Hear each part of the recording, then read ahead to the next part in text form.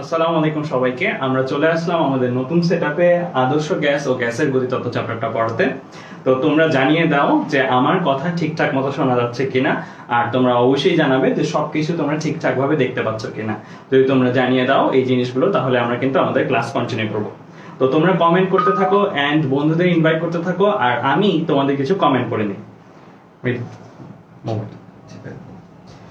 তো আমরা নতুন সেটআপে কিন্তু চলে আসছি। আজকে আমরা আদর্শ গ্যাস আর গ্যাসের গতিতত্ত্ব চ্যাপ্টারটা নিয়ে আলোচনা করব। এই চ্যাপ্টারটার থেকে আমি যেটা দেখলাম, শর্ট সিলেবাসে এই চ্যাপ্টারটা তোমাদের অনেকটুকু অংশ বাদ দিয়ে দেওয়া হয়েছে। দ্যাট মিন্স এটার মধ্যে পড়ার মতন জিনিসপত্র খুবই কম আছে। আমরা অসংখ্য ম্যাথ করব, প্রায় 72 ধরনের ম্যাথ আমরা রেডি করেছি এই চ্যাপ্টারটাতে পড়ার জন্য। আর এই চ্যাপ্টারটার জন্য যে পিডিএফ গুলো দরকার, আমি দুইটা পিডিএফ প্রোভাইড করব। একটা হচ্ছে আমার ক্লাসের স্লাইড, আর একটা হচ্ছে এই চ্যাপ্টারের যে ম্যাথ গুলো আছে সেই জিনিসগুলো। সো তোমরা যারাই এই চ্যাপ্টারটা একবারে ক্লাসে বসে সম্পূর্ণ শেষ করে ফেলতে চাও, তারা সবাই এই চ্যাপ্টারটার খাতা কলম নিয়ে বসো এবং নোট করা শুরু করো। আর অবশ্যই সাথে ক্যালকুলেটরটা রাখবা, কারণ আমরা ম্যাথ প্রবলেম বেশি বেশি করব। এই চ্যাপ্টারের যে পড়াগুলো বর্তমানে আছে শর্ট সিলেবাসে, সেগুলো খুব কঠিন কিছু না, একদম সহজ। জাস্ট তোমাদের প্র্যাকটিসটা করতে হবে। তো আমি তোমাদের কমেন্টগুলো একটু দেখতে চাচ্ছি, কমেন্টগুলো একটু দেখে নিই। তো আমি দেখতেছি তোমরা অনেকেই কমেন্ট করতেছো।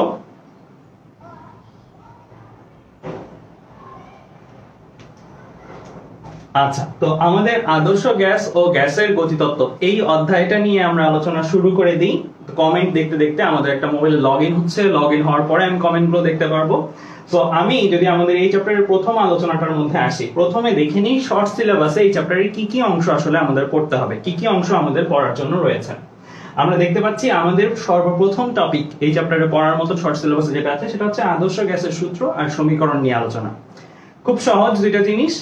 আর এই জিনিসগুলো জানার আগেও কিন্তু বয়েলের সূত্র, চার্লসের সূত্র, গেলো-সেকের সূত্র আর অ্যাভোগাড্রোর সূত্র জানতে হয়। সেগুলো আমরা ছোট করে রিভিউ করব, যদিও ওগুলো সরাসরি বলা নাই, বাট ওইগুলোর আলোকেই তো আদর্শ গ্যাস সূত্রটা হয়। তো আদর্শ গ্যাসের যে সূত্রটা, সেটা পড়ার আগে আমরা বয়েল, চার্লস এই সূত্রগুলো একটু দেখে নেব।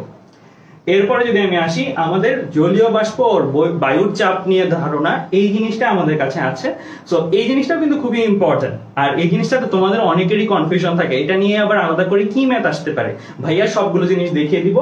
জলীয় বাষ্প আর বায়ুর চাপ এই পার্থক্যগুলো থেকে কিন্তু ম্যাথ আসছে, যে ঘরের ভেতরে বাতাস ঢুকবে নাকি ভেতর থেকে বাইরে বাতাস যাবে, শৈত্যপ্রবাহ হবে কি হবে না, এই জিনিসগুলো আমরা করব আমাদের এই চ্যাপ্টার জুড়ে। এই চ্যাপ্টার শেষ করতে আশা করি বেশি ক্লাস লাগবে না, আমরা জুনের মাঝামাঝির মধ্যে আশা করতে পারতেছি এই চ্যাপ্টারটা শেষ করে ফেলবো।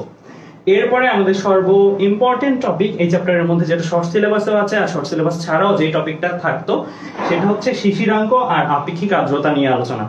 তো শিশিরাঙ্ক আর আপেক্ষিক আর্দ্রতা এই জিনিসটা নর্মালিও যখন শর্ট সিলেবাস ছিল না, তখনও কিন্তু এটা ইম্পর্টেন্ট ছিল, আর তখনও কিন্তু এটা আসতো। সো আমাদের শিশিরাঙ্ক আর আপেক্ষিক আর্দ্রতার ধারণাগুলো ভালো করে জানা থাকতে হবে। আচ্ছা, তো এই ধারণাগুলো নিয়েও আমরা আলোচনা করব। এখন আমি তোমাদের একটা ইম্পর্টেন্ট জিনিস দেখাবো, একটা অনেক ইম্পর্টেন্ট জিনিস, যেটা হচ্ছে আমাদের এই চ্যাপ্টার থেকে বিগত সালে কি কি প্রশ্ন এসেছিল। সো এই চ্যাপ্টার থেকে বিগত সালে আমরা যদি খেয়াল করি, তাহলে দেখি যে বয়েলের সূত্র থেকে আমাদের এই চ্যাপ্টারে সৃজনশীল 2017 সালে একবার, 18 সালে দুইবার, 19 সালে দুইবার এসেছিল। গ্যাসের সমন্বয় সূত্র রিলেটেড এসেছিল। বাট যদিও আমাদের এই চ্যাপ্টারের শর্ট সিলেবাসে এইগুলোর কথা কিন্তু সরাসরি উল্লেখ নাই, মানে এইগুলো সরাসরি উল্লেখ নাই, বাট তারপরে এটা পড়তে হবে, কারণ আদর্শ গ্যাসের কথা যেহেতু বলা আছে, আদর্শ গ্যাসের মধ্যে এগুলো পড়ে, তাই এগুলো আমাদের ভালো করে দেখতে হবে, জানতে হবে। আমি সব বিগত সালের যে কোশ্চেনগুলো এসেছে এবং তাদের সমাধান, সেগুলো তোমাদেরকে প্রোভাইড করে দেব। এই লাল অংশটা যেটা, এই লাল অংশটার মধ্যে অ্যাকচুয়ালি আমি সেই পার্টটুকু রেখেছি যেই পার্টটুকু ইম্পর্টেন্ট ছিল, বাট বাদ দেওয়া হয়েছে। আমরা বর্গমূল গড় বর্গবেগ পড়তাম গ্যাসের অণুগুলোর, আমরা গ্যাসের গতিতত্ত্বের সূত্র পড়তাম, গ্যাসের গতিশক্তি পড়তাম, স্বাধীনতার মাত্রা দেখতাম। তো এই জিনিসগুলো নিয়ে কিন্তু আলাদা করে আলোচনা নাই। দ্যাট মিন্স বোঝা যাচ্ছে শর্ট সিলেবাসে এই জিনিসগুলো বাদ দেওয়া হয়েছে। তোমরা দেখতেই পাচ্ছ গ্যাসের গতিশক্তি থেকে কতবার এসেছে, দুইবার, 2019 সালে এটা 5 বার এসেছে। দ্যাট মিন্স এই ইম্পর্টেন্ট জিনিসগুলো কিন্তু বাদ দেওয়া হয়েছে। সো এই জিনিসগুলো আমাদের শর্ট সিলেবাসের আলোচনায় আর লাগতেছে না। এরপরে জলীয় বাষ্প আর বায়ুর চাপের সম্পর্ক, এটা কিন্তু আলাদা করে বলা আছে। সো এটা থেকে প্রশ্ন আসবে বলা যায়। এন্ড শিশিরাঙ্ক আর আপেক্ষিক আর্দ্রতা থেকে দেখো 4 বার, 3 বার, 1 বার, অনেকবার এসেছে। সো এই জিনিসটাও কিন্তু তোমাদের জন্য অনেক ইম্পর্টেন্ট হিসেবে থাকবে। সো আমাদের পড়ার মধ্যে আলোচনা কিন্তু খুব বেশি একটা নাই, এই চ্যাপ্টারটা একদম ইজি এমনিতেও। আর এই চ্যাপ্টারটা ভালো করে পড়লে আরো একটা সুবিধা পাওয়া যায়, সেটা কি chemistry second paper, chemistry second পেপারের যে প্রথম অধ্যায় পরিবেশ রসায়ন, সেই পরিবেশ রসায়ন অধ্যায়ও কিন্তু এই টপিকগুলি ঘুরিয়ে ফিরিয়ে থাকে, এই অংশটা ছাড়া এই টপিকগুলি কিন্তু ঘুরিয়ে ফিরিয়ে থাকে। সো আমাদের এই চ্যাপ্টারটা পড়লে আসলে কম ইফোর্টে অনেক বেশি মার্কস আসলে পাওয়া সম্ভব। সো এই চ্যাপ্টারটা যদি আমরা কেউ মার্কস পেতে চাই তাহলে আমাদের জন্য কিন্তু খুবই খুবই ভালো একটা অধ্যায় এই চ্যাপ্টারটা। তো আমরা এই চ্যাপ্টারটা থেকে আলোচনা শুরু করব, তার আগে জানিয়ে দাও তোমরা সবকিছু ঠিকঠাক মতো দেখছো কিনা, আমি তোমাদের কমেন্টগুলো একটু পড়ে নিই।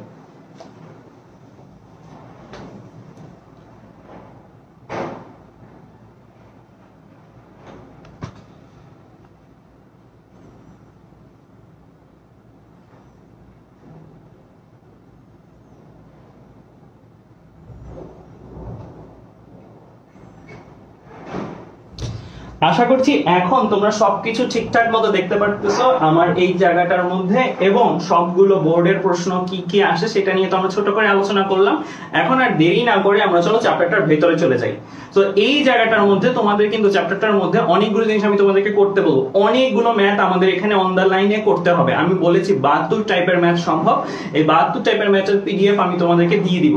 সো আমাদের এই জায়গাটার মধ্যে তোমাদের কিন্তু আমার সাথে সাথে পার্টিসিপেট করতে হবে। তো আমি তো চলে আসি আমাদের প্রথম অংশ, এটা ঠিক আমাদের একদম আমি যখন তোমাদেরকে ইউটিউবে ক্লাসগুলো নিতাম, ফ্রি ক্লাসগুলো, সেখানেও কিন্তু এই স্লাইডটা ছিল। এই স্লাইডটা দরকার, কেন দরকার? কারণ এটা একদম বেসিকের জিনিস, তো অনেকেই হয়তো এই চ্যাপ্টারটা অনেকদিন পরে পড়ছো আমার সাথে, তাই আমি একটু ছোট্ট করে রিভিউ করিয়ে নিব আমাদের আগের পড়াগুলো। তো প্রথমত এই চ্যাপ্টারে আমরা মেইনলি আলোচনা করব চারটা চলক নিয়ে। টি, পি, ভি, এম। টি কি? তাপমাত্রা। কিসের তাপমাত্রা? গ্যাসের তাপমাত্রা। আমরা গ্যাস নিয়ে আলোচনা করব এই চ্যাপ্টারটা জুড়ে। পি কি? পি হচ্ছে গ্যাসের চাপ। গ্যাসের চাপ বলতে কি বোঝায় এটা কিন্তু একটু আলাদাভাবে মনে রাখতে হবে আমাদের।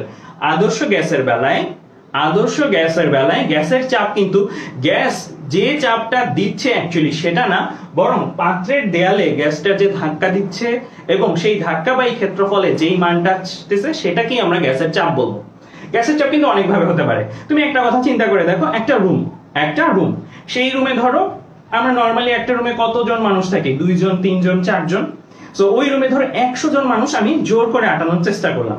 জোর করে আটালে ওই মানুষগুলোর মধ্যে চাপটা পড়বে, চাপ লাগবে চারপাশ থেকে। এই চাপটা কি কি ভাবে হতে পারে? একটা মানুষের সাথে আরেকটা মানুষের চাপ হতে পারে, আর ওই মানুষটা দেয়ালে একটা ধাক্কা খেয়েও চাপ পেতে পারে, তাই না? সো গ্যাসের চাপ যখন আমরা হিসাব করি তখন এই যে মানুষের সাপেক্ষে যদি চিন্তা করো, মানুষগুলো গ্যাসের অণু, তাহলে একটা গ্যাসের অণু আরেকটা গ্যাসের অণুকে যেই চাপ দিচ্ছে সেটা কিন্তু গণনা করা হয় না। আদর্শ গ্যাসের বেলায় সেটা কিন্তু গণনা করা হয় না। শুধু কোনটা গণনা করা হয়? চারপাশ দিয়ে যেই চাপগুলো সে পাচ্ছে সেটা। দ্যাট মিন্স আমি যদি তোমাদেরকে এখানে একে দেখাই তাহলে তোমাদের বুঝতে সুবিধা হবে। ধরো সাপোজ আমি এই জায়গাতেই দেখাই, এইটা ধরো আমার একটা বক্স বা ঘর, এই বক্স বা ঘরটার মধ্যে আমার গ্যাসের অণুগুলো রয়েছে। সো গ্যাসের অণুগুলো রয়েছে, অনেকগুলো গ্যাসের অণু রয়েছে।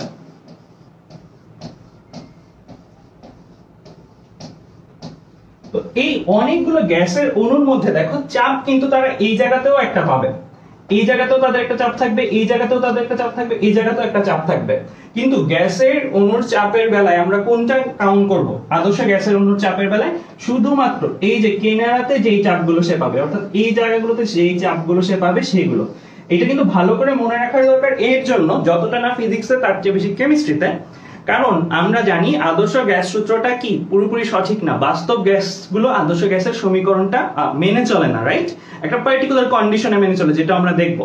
সো বাস্তব গ্যাসের জন্য যে সমীকরণ, সেই সমীকরণে কিন্তু এই জিনিসটা ভালো করে না বুঝলে আমরা কিন্তু জানতে পারবো না কেন আসলে চাপটাকে আমরা চেঞ্জ করলাম।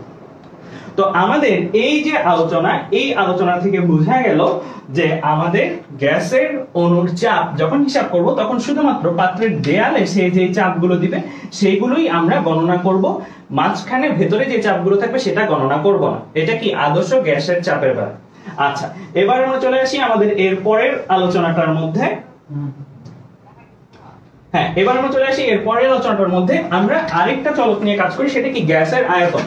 সো গ্যাসের আয়তন যেটা, গ্যাসের আয়তন আদর্শ গ্যাসের বেলায় এটাও কিন্তু একটু ভালোভাবে আমাদের মনে রাখতে হবে।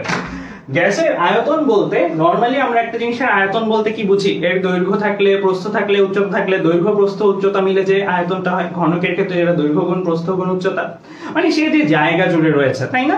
সে যেই জায়গা জুড়ে রয়েছে সেটাকে আমরা তাদের আয়তন হিসেবে জানি। বাট গ্যাসের বেলায় আয়তনটা কিন্তু সেটা না। একটা রুমে হয়তো একটা গ্যাসের অণু আছে, ওই গ্যাসের অণুটাকে অনেক পিচ্ছি না, অনেক ছোট, ওইটা কতটুকু জায়গা জুড়ে রয়েছে, অনেক ছোট্ট একটা জায়গা জুড়ে রয়েছে। বাট ওই গ্যাসের অণুর আয়তন আমরা তখন বলবো না যে ওই পিচ্ছি জায়গাটা, বরং আমরা বলবো ওকে যেই পাত্রে রাখা হয়েছে, ওকে যদি বোতলে রাখা হয় তাহলে ওই গ্যাসের অণুর আয়তন বোতলের আয়তনের সমান, ওকে যদি রুমে রাখা হয়, রুমে যদি সে একমাত্র অণু হিসেবে থাকে, তারপরও তার আয়তন হচ্ছে কি ওই রুমের আয়তনের সমান। অর্থাৎ এই ক্ষেত্রে গ্যাস আসলে নিজের যে জায়গা দখল করে থাকে সেটাকে আয়তন বলি না, বরং ওই গ্যাসটা যেই জায়গার মধ্যে চলাচল করতে পারে, তার চলাচল যোগ্য যে জায়গাটা অ্যাভেলেবেল চারপাশে, সেটাকেই আমরা বলবো কি গ্যাসের আয়তন।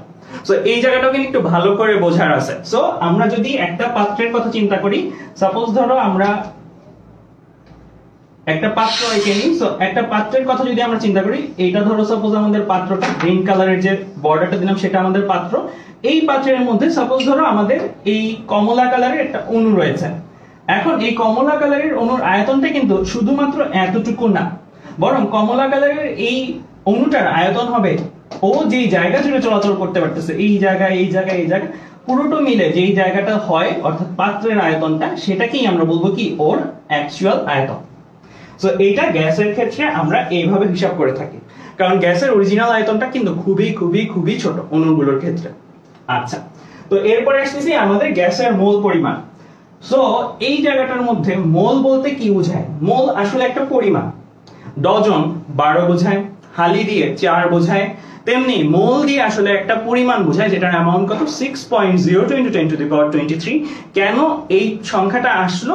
কারণ আমরা যদি চিন্তা করি যে তোমাকে যদি বলা হয় যে 6.02 × 10⁻23 এটাকে সংখ্যায় প্রকাশ করো, আমরা জানি 10⁻7 হয় 1 কোটি, 10⁻14 হয় 1 কোটির কোটি, 10⁻21 হয় 1 কোটির কোটির কোটি, রাইট?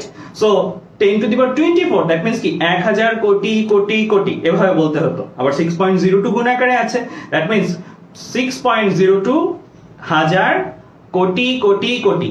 এই সংখ্যাটা বলতে কি কতটা কষ্ট হচ্ছে না, বা এটা মনে রাখতেও কতটা কষ্ট হচ্ছে না? এই সংখ্যাটা কি আমরা রিপ্লেস করে দিই কি 1 মোল দ্বারা। 1 মোল বললে যে জিনিসটা বোঝাবে 6.02 × 1000 কোটি কোটি কোটি বললে একই জিনিস বোঝাবে। তাই আমরা একটা বড় সংখ্যাকে ছোট করে বলার জন্য মোল জিনিসটাকে নিয়ে আসি, কারণ অণু পরমাণু সংখ্যায় অনেক হয়, এন্ড সংখ্যায় যেহেতু তারা অনেক, তাই তাদেরকে শুধু প্রকৃত সংখ্যা দিয়ে বলতে গেলে অনেক বেশি বলতে হয়, অনেক বেশি মনে রাখতে হয়। সেজন্য আমরা এটাকে মোলে নিয়ে আসি। এটার পেছনে আরো অনেক গল্প রয়েছে, অ্যাভোগাড্রোর সংখ্যা কিভাবে এসেছে এটার পেছনে আরো অনেক গল্প রয়েছে, জাস্ট আমি শর্টে বোঝানোর জন্য তোমাদেরকে এইভাবে বললাম। তাহলে আমরা এই 4টা চলক নিয়ে বলতে গেলে আমাদের এই চ্যাপ্টারে শর্ট সিলেবাসে থাকা প্রথম অংশ অর্থাৎ আদর্শ গ্যাসের সূত্র আর সমীকরণ, এই জিনিসটা কিন্তু কভার করে ফেলতে পারবো। এই 4টা চলকের মধ্যে আমরা জানি তাপমাত্রার এসআই একক কেলভিন, এছাড়াও degree Celsius, Fahrenheit, degree Fahrenheit রয়েছে, চাপের এসআই একক প্যাসকেল, এছাড়াও কি আছে অ্যাটমসফিয়ারিক প্রেসার এটিএম, এন্ড আরো অনেক বার এরকম টাইপের আরো অনেক একক রয়েছে। আয়তনের বেলায় metre cube, CC, centimetre cube রয়েছে, আর মোল পরিমাণ দিয়ে আমরা মোলের এককটা আসলে মৌলিক MOLE দিয়ে প্রকাশ করি। তাহলে এই জিনিসটা যদি আমরা বুঝে যাই, তারপরে আমরা যে জিনিসটা আসবো সেটা হচ্ছে যে এই জায়গায় ওই জিনিসগুলো লেখা আছে, আমি একটু আগে যেটা কথায় কথায় বললাম, সো তোমরা দেখে নিলেই বুঝবা। ধাক্কা বাই ক্ষেত্রফল হচ্ছে আমার গ্যাসের চাপ, আর গ্যাসের আয়তন বলেছি পাত্রের আয়তন, একটু আগে যে কথা বললাম সেটাই। আর মোলের ক্ষেত্রে একটা কথা বলে যাই, মোলের জন্য কিন্তু একটা সূত্র রয়েছে। সেই সূত্রটা কি? ক্যাপিটাল N/NM আর ক্যাপিটাল W/M। সো এইভাবে মনে রাখতে আমি বলবো কেন, কারণ এই জিনিসটা তোমাদের ফিজিক্সেও না কেমিস্ট্রিতেও অনেক অনেক বেশি কাজে লাগে। তোমাদের পরিমাণগত রসায়ন অধ্যায় যদি থাকে, পরিমাণগত রসায়নে এই একটা পোরশন দিয়ে অনেকগুলো ম্যাথ করে ফেলা যায়। জাস্ট এতটুকু পোরশন দিয়ে তুমি দেখবা যে অনেকগুলো ম্যাথ সলভ হয়ে যাচ্ছে। সো এখানে স্মল n হচ্ছে মোল পরিমাণ, স্মল n এর মান যদি 2 হয় তাহলে 2 মোল, স্মল n এর মান যদি 3 হয় তাহলে 3 মোল। ক্যাপিটাল N হচ্ছে অণুর সংখ্যা, এটা হচ্ছে একদম প্রকৃত যে সংখ্যাটা সেটা। এটাকে এভাবে মনে রাখতে পারো, 36টা কলাতে কয় ডজন? তোমরা কি করবা? 36/12 করবা। 36/12 করলে পাচ্ছ কত? 3, তাহলে বলতা কি 3 ডজন। সো এইভাবেই আসে আসলে যে প্রকৃত সংখ্যাটাকে উপরে বসিয়ে তুমি যদি 1 মোলে যত সংখ্যক অনুসংখ্যা হয় সেটাকে দিয়ে ভাগ দাও তাহলেই তুমি যে অ্যামাউন্টটা পেয়ে যাবে সেটাই কি মোল পরিমাণ। যেমনটা 36টা কলা ইকুয়াল টু 3 ডজন। কিভাবে পেলাম? 36/12 ইকুয়াল টু 3 আসছে, এইভাবে তুমি পেয়ে যাও। ঠিক সেইভাবেই তুমি মোল পরিমাণটাও পেয়ে যেতে পারো। অনুসংখ্যা ডিভাইড বাই অ্যাভোগাড্রো সংখ্যা। অ্যাভোগাড্রো সংখ্যাটা কত? 6.02 × 10⁻23। এই সংখ্যক সংখ্যার অণুকে আমরা বলি 1 মোল অণু। W by capital M, W টা দিয়ে কি বোঝানো হয়? ভর, আর ক্যাপিটাল M দিয়ে কি বোঝানো হয়? আণবিক ভর। সো এই জায়গাতে আমি একটু বলে রাখি, W ভর যে এটাকে গ্রামে প্রকাশ করতে হবে যদি এবং কেবল যদি তুমি ক্যাপিটাল M কে গ্রাম পার মোলে প্রকাশ করো। নরমালি আমরা ছোটবেলায় 9-10 এ যে পড়ে এসেছি অক্সিজেনের আণবিক ভর 32, নাইট্রোজেনের আণবিক ভর 28, এগুলো আসলে গ্রাম পার মোল এককে। এগুলো কোন এককে? গ্রাম পার মোল এককে। সো আমরা যেহেতু ওগুলোতে ইউজ টু, কার্বন ডাইঅক্সাইডের ক্ষেত্রে 44, কার্বনের ক্ষেত্রে 12, এই জিনিসগুলোতে যে ইউজ টু, এগুলো আমরা মুখস্থ করে এসেছি 9-10 এ। সো এর জন্য আমি বলি যে W কে গ্রামে প্রকাশ করবা, কিন্তু নট নেসেসারি W অলওয়েজ গ্রামে থাকবে।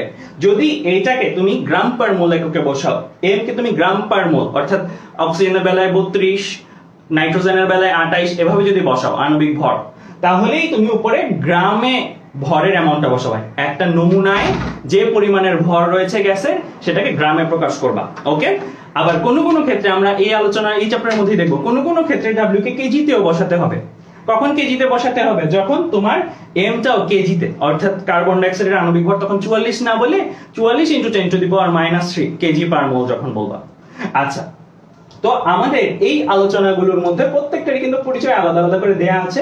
সো এই স্লাইডগুলো তোমাদের কাছে চলে যাবে। সো এগুলো আলাদা করে আর তোলা লাগবে না, এগুলো একদম বেসিকের আলোচনা।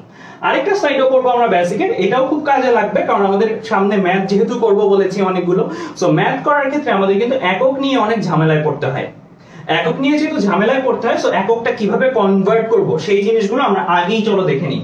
সো আমাদের চাপের এককটাকে সবসময় আমরা ফিজিক্সের ক্ষেত্রে প্যাসকেল বানিয়ে এসআই এককে নেওয়ার চেষ্টা করব, কারণ ফিজিক্সের ক্ষেত্রে বেশিরভাগ কাজকর্মই হয় কি এসআই এককে।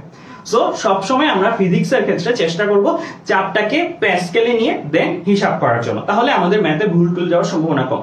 নরমালি তুমি যদি চাপের এককে এটিএম এর হিসাব করো, তাহলে মেক শিওর করতে হবে তুমি যদি ওই সূত্রে কোনো ধ্রুবক ব্যবহার করে থাকো। ধরো সাপোজ আমি একটু কথার কথা বলি, তোমরা যেহেতু অলরেডি অনেকেই এই চ্যাপ্টারটা ভালো করে আগে দেখছো বা আগে পড়াছো, সো আমি একটু চ্যাপ্টারটা পড়ানোর আগে চ্যাপ্টারটা নিয়ে একটু একটা সূত্রের ব্যাপারটা দেখাই, যে অনেকেই একটা জায়গায় কনফিউজ থাকে যে আসলে আমি চাপের একক কি প্যাসকেলে বসাবো না এটিএম এ বসাবো। আমার বইয়ের কোনো ম্যাথ তো প্যাসকেলে বসিয়ে করানো, কোনো ম্যাথ তো এটিএম এ বসিয়ে করানো। এই জায়গায় কোন জায়গায় আসলে ভুল যেতে পারে, কোন জায়গায় ভুল না যেতে পারে সেটা আমি একটু দেখিয়ে দিই। ধরো সাপোজ আমি একটা সূত্র যদি লিখি P1 V1 = P2 V2, এই যে সূত্রটা আমি লিখলাম, এই সূত্রটার মধ্যে তুমি চাপের একক যেইটা ইচ্ছা সেটা বসাও, কোনো সমস্যা নেই। তুমি প্যাসকেল বসাও, এটিএম বসাও, যা বসাও, কোনো সমস্যা নেই। তুমি যদি এই জায়গাটাতে P1 এর একক তুমি প্যাসকেলে বসাও, তাহলে P2 এর একক তুমি প্যাসকেলে পাবা, সোজা হিসাব। তুমি যদি P1 এর একক এটিএম এ বসাও, তাহলে তুমি P2 এর একক এটিএম এ পাবা। মানে যেইটাতে বসাবা সেটার এগেইনস্টে যেটা সেইটা পেয়ে যাবা, মানে এটা যে এককে বসাবো ওইটা সেই এককে পেয়ে যাবা, যদি এবং কেবল যদি V1 আর V2 এর এককও একই রাখো। V1 V2 আবার একটা মিটার কিউব একটা লিটারে বসালে হবে না, ঠিক আছে? সো V1 আর V2 এর একক যদি একই বসাও, P1 এর একক তখন যে এককে বসাও, P2 এর একক সেই এককে পেয়ে যাবা। এই ক্ষেত্রে প্যাসকেলে নেওয়া জরুরি না। জরুরিটা কখন? জরুরিটা যদি তুমি এই সূত্রগুলো ব্যবহার করো, এই সূত্রগুলো যদি ব্যবহার করো, তাহলে তোমার এইটাকে প্যাসকেলে নেওয়াটা মাস্ট। আবার তুমি বলতে পারো এখানে এটিএম দিয়েও করা যায়, হ্যাঁ করা যায়। সেই ক্ষেত্রে আমাদের কেয়ারফুল থাকতে হবে যে আমরা এই যে আর, এই আর এর একক কিসে বসালাম, এই আর এর একক যদি আমরা এসআই ইউনিটে বসাই, আমরা দেখবো আর এর মান এসআই ইউনিটেও বের করে দেখবো, লিটার এটিএমও বের করে দেখবো। সো আর এর একক যদি এসআই ইউনিটে বসাই, তখন আমি বাধ্য পি এর একক প্যাসকেলে বসাতে, টি ভি এর একক মিটার কিউবে বসাতে, টি এর একক কেলভিনে বসাতে। সো এই ক্ষেত্রে যেহেতু একটা ধ্রুবক পাচ্ছি, আগের সূত্রে কি কোনো ধ্রুবক ছিল না, এই ক্ষেত্রে যেহেতু একটা ধ্রুবক পাচ্ছি, আমার এই সূত্রগুলোর জন্য অবশ্যই কেয়ারফুল থাকতে হবে, এসআই এককে নিতে হবে। সো আমি এর জন্য সাজেস্ট করি ফিজিক্সে সবসময় এসআই একক ব্যবহার করবা, তাহলে আর মাথা ঠান্ডা থাকবে, তোমার বারবার চিন্তা করতে হবে না এককটা আমি ভুল বসালাম না সঠিক বসালাম। এরকম আরো কি হতে পারে, এরকম তুমি যদি F = C Q1 Q2 by D square. এই সূত্রটার মধ্যে দেখো কি একটা ধ্রুবক আছে না, কুলম্ব ধ্রুবক আছে। সো ইনফ্যাক্ট এটা যদি জি থাকতো, জি m1 m2 by r square, সেই ক্ষেত্রেও কিন্তু জি মানে মহাকর্ষ ধ্রুবক থাকতো। তো এই টাইপের ধ্রুবক গুলো যদি থাকে সেই ক্ষেত্রে নরমালি আমরা ধ্রুবকের মান এসআই এককেই মনে রাখি, আর ধ্রুবকের মান এসআই এককে বসালে আমি বাধ্য বাকি চলকগুলোর মানও এসআই এককে বসাতে। সো এইটা অনেকেরই কনফিউশন থাকে, ভাই আমি কখন কোন একক ব্যবহার করব। সো এই সূত্রগুলোর জন্য প্যারা নাই, যেটা ইচ্ছা সেটা বসাও, বাট এই সূত্রগুলোর জন্য অবশ্যই এসআই একক হলে এসআই এককই অলওয়েজ বসাতে থাকতে হবে। ওকে, এবার আমরা চলে আসি আমাদের এর পরের আলোচনাটার মধ্যে। আমরা বলেছি যে কখন এসআই একক ব্যবহার করতে হবে, তো আমি সাজেস্ট করতেছি ফিজিক্সের ক্ষেত্রে অলওয়েজ এসআই একক ব্যবহার করবা। তো এসআই একক তো আমার সবসময় পরীক্ষায় পি এর মানটা এসআই এককে নাও দেওয়া থাকতে পারে, তার মানে আমাদের এসআই একক কনভার্ট করতে হবে। সো কনভার্ট করলে কিভাবে কনভার্ট করব আমি? নরমালি আমাদের কিসে কিসে দেওয়া থাকতে পারে? আমাদের দেওয়া থাকতে পারে এটিএম এ, আমাদের দেওয়া থাকতে পারে কি এটিএম এ। সো এটিএম এ যদি আমাদের দেয়া থাকে তাহলে আমাদের খেয়াল রাখতে হবে আমরা এটাকে যখন প্যাসকেলে নিব 1 ATM = 101325। আবার অনেক ক্ষেত্রে বইগুলোতে এরকমও দেওয়া থাকবে যে বায়ুমণ্ডলীয় চাপের ভ্যালু অনেক ক্ষেত্রে এরকমও দেওয়া থাকবে 10⁵ প্যাসকেল। সো অ্যাকুরেটলি আমি যদি মনে রাখতে চাই তাহলে এটা মনে রাখাটাই ওয়াইজ। সো এটা ব্যবহার করব যদি পরীক্ষায় প্রশ্নে দেওয়া থাকে এক বায়ুমণ্ডলীয় চাপ হচ্ছে 10⁵ প্যাসকেল, তাহলে এটা ব্যবহার করব। প্রশ্নে যেটা বলা থাকবে ওইটাকে হাই প্রায়োরিটি অলওয়েজ, প্রশ্নে যেটা বলা থাকবে এটা আমার ফার্স্ট প্রায়োরিটি, প্রশ্নে না বলা থাকলে এটা ব্যবহার করব অ্যাকুরেটটা।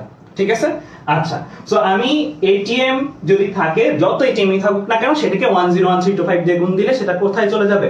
প্যাসকেলে দেওয়া থাকবে পারদের সেই দৈর্ঘ্য পরিমাণ, পারদটা কতটুকু চাপ দেয় নিচে সেই অ্যামাউন্টটা, সেইভাবেও আমাদের চাপকে দেওয়া থাকতে পারে। নরমালি দেখে মনে হতে পারে এটা দৈর্ঘ্যের একক, কিন্তু এটা দৈর্ঘ্যের না, এটা অ্যাকচুয়ালি একটা চাপের একক। 76 সেন্টিমিটার হাইটের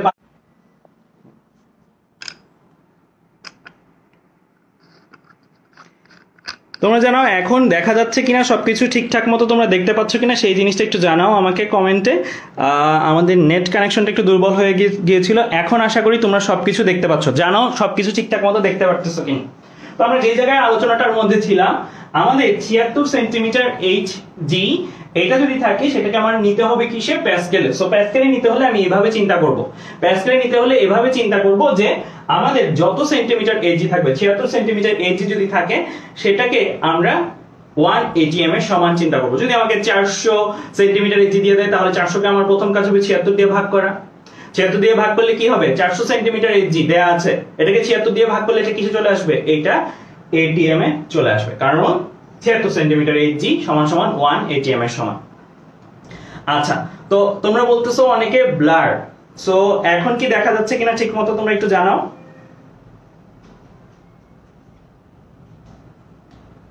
দেখতে পাচ্ছ কিনা ঠিক মতো এটা একটু জানাও। ব্লার থাকার কথা না, কারণ আমার এখানে তো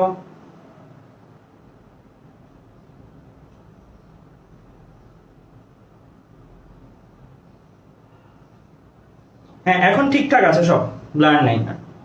আচ্ছা, সো এখন একটু খেয়াল করো 76 সেন্টিমিটার HG এটাকে আমরা যদি আমাকে যদি যত সেন্টিমিটার HG দেওয়া থাকবে না কেন 76 দিয়ে ভাগ করব, এটাকে 76 দিয়ে ভাগ করলে কিসে চলে আসবে? 76 দিয়ে ভাগ করলে এটা ATM এ চলে আসবে।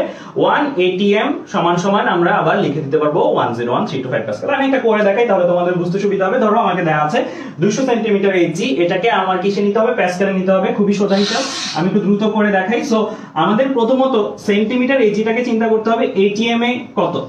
সো আমরা 200 সেন্টিমিটার HG আছে, সো আমি 200 সেন্টিমিটার HG এটাকে আমি প্রথমে 76 দিয়ে ভাগ দিব। 76 দিয়ে ভাগ দিলে এটা কিসে চলে আসবে? ATM এ চলে আসবে। ATM এ চলে আসলো, এরপরে আমার কাজ হবে প্যাসকেলে নেওয়া। প্যাসকেলে নিতে চাইলে এই যে 200/76 এটা তো ATM এ ছিল, এটাকে আমি গুণ দিব। গুণ দিব কত দিয়ে? 101325। তাহলে এই যে ভ্যালুটা, এই ভ্যালুটা আমার চলে আসবে কিসে? প্যাসকেলে। সো এই ভ্যালুটা আমার চলে আসবে তারপরে প্যাসকেলে। সো আমরা এভাবে ইজিলি নিয়ে যেতে পারবো একটা সেন্টিমিটার HG কে প্যাসকেলে। একইভাবে মিলিমিটার HG যদি থাকে সেটাকেও আমরা প্যাসকেলে নিয়ে যেতে পারবো।